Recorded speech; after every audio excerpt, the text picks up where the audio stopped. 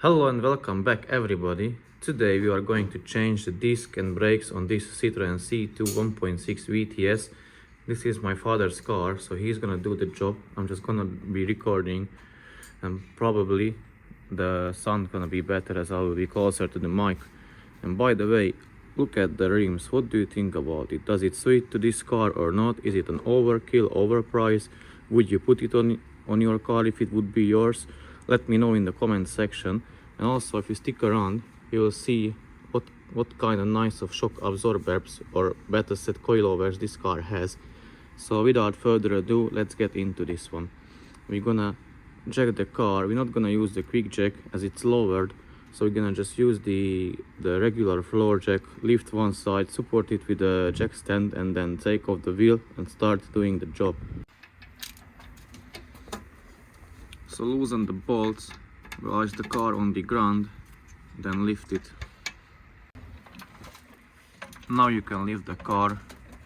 It's enough if the wheel is in the air, so make yourself comfortable and then remove the wheel.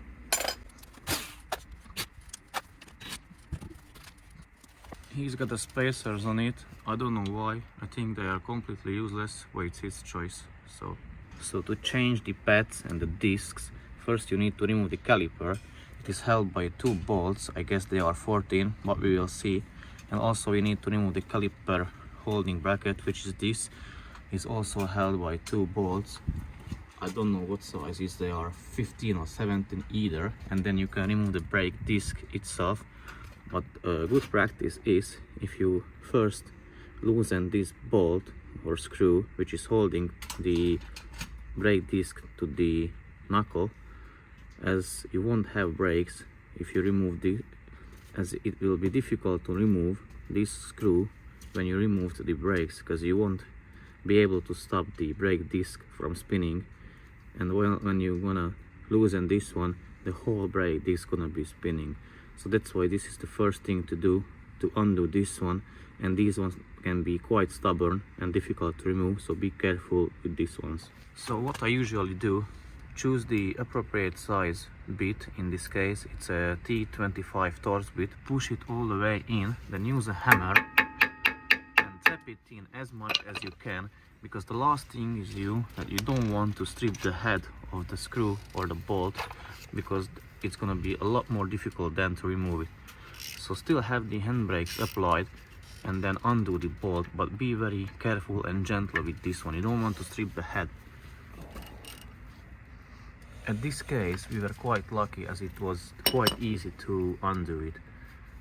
So now it's undone. You can carry on the rest of the work by starting removing the two bolts of the brake caliper. Now you can release the handbrake and put it into the first gear, so the car is not gonna move. So use a 30mm hex socket and you can undo the two bolts for the brake caliper.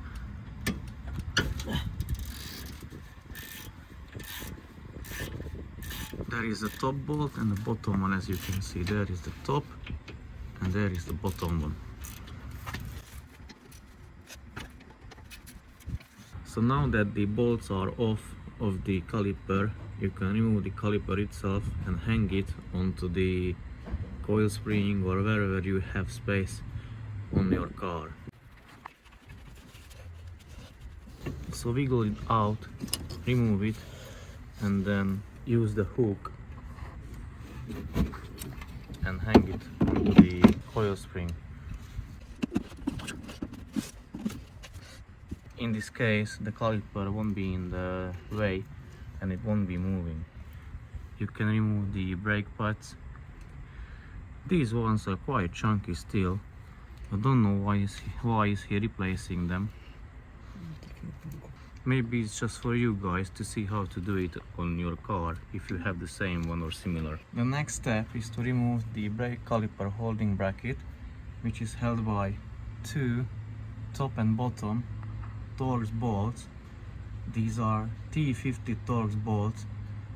So grab a T50 Torx bit in order to undo the bolts and then remove the brake caliper bracket. I recommend you to use some WD-40 or penetrating fluid, put some rag underneath and spray some onto the bolts so it can break loose a lot easier, just like that.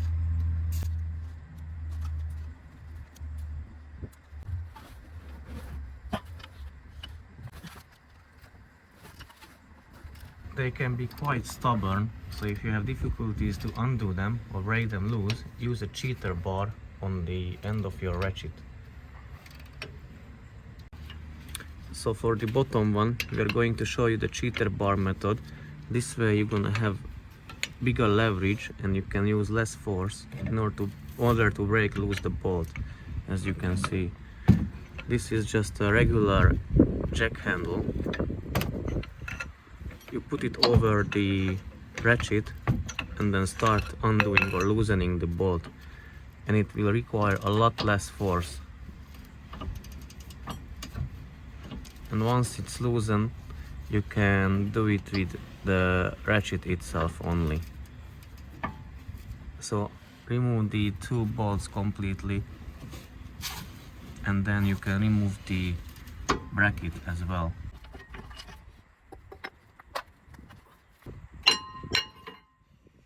Now we need to clean the hub a little bit and then start putting the new parts back in. So use a wire brush adapter in your drill and clean the hub surface.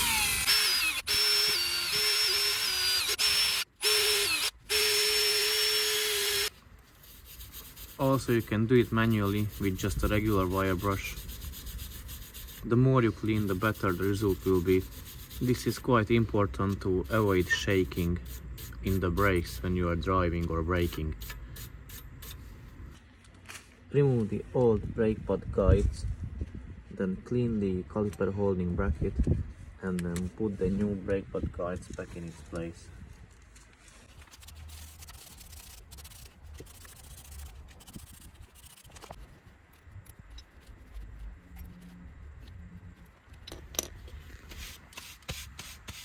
So you can replace these rubber boots and the pins inside if they are sticking, but as you can see, these ones are quite good, so we didn't need to replace these ones. So grab the new shiny fresh brake disc and put it on the wheel hub. Try to align the holes and then secure it in place with the retainer screw, just like that. It's enough if you do it hand tight this time. You will have chance to tighten it properly later. The next step is to put back the brake caliper holding bracket and then secure it with the two bolts.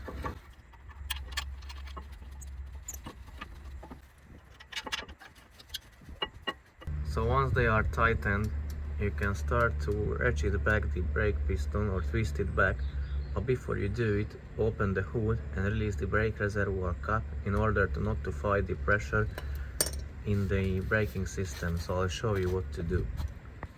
So there is your brake reservoir cap. Open it and it will let the pressure come out, because when you are going to twist back the piston, the level of the brake fluid is going to rise. So if it rises up to a point, it's good if you siphon a little bit out. So you need to monitor this one as well when you are twisting back the brake piston.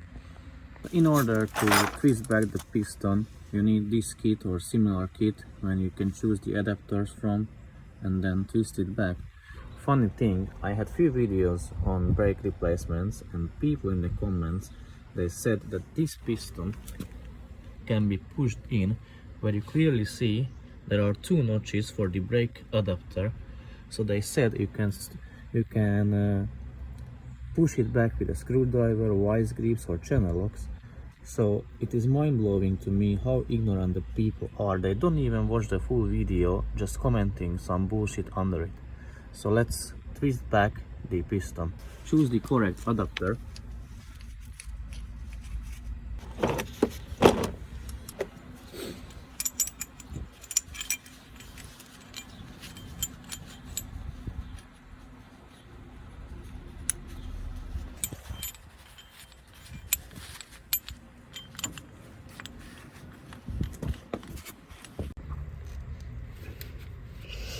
be careful not to tear that rubber dust cover when turning or twisting the piston back in. Also, it can happen that you have the left hand twist back. This one is the right hand, so you're twisting it to the right side. But some pistons, especially on the Volkswagen Group cars, they have to be twisted back on the left side. So keep that in mind as well. So once you twisted it back, you can remove the tool just like that.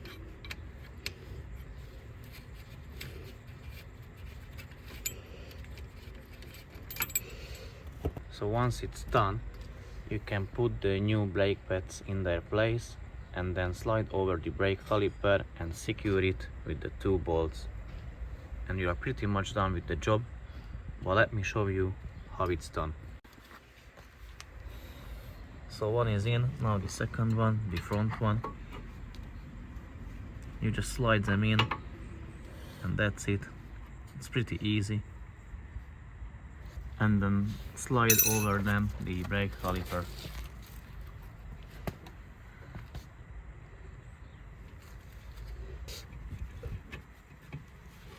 So make sure it is fitted correctly and then can tighten the bolts down. So use a new bolts from the kit you bought and then you can secure it the brake caliper.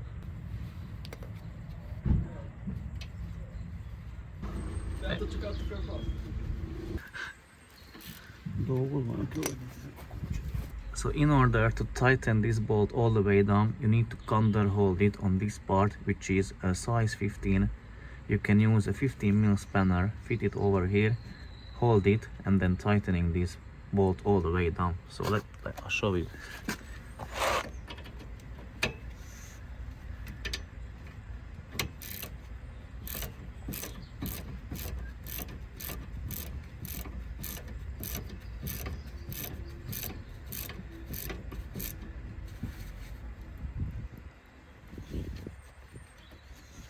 And repeat that for the bottom bolt as well.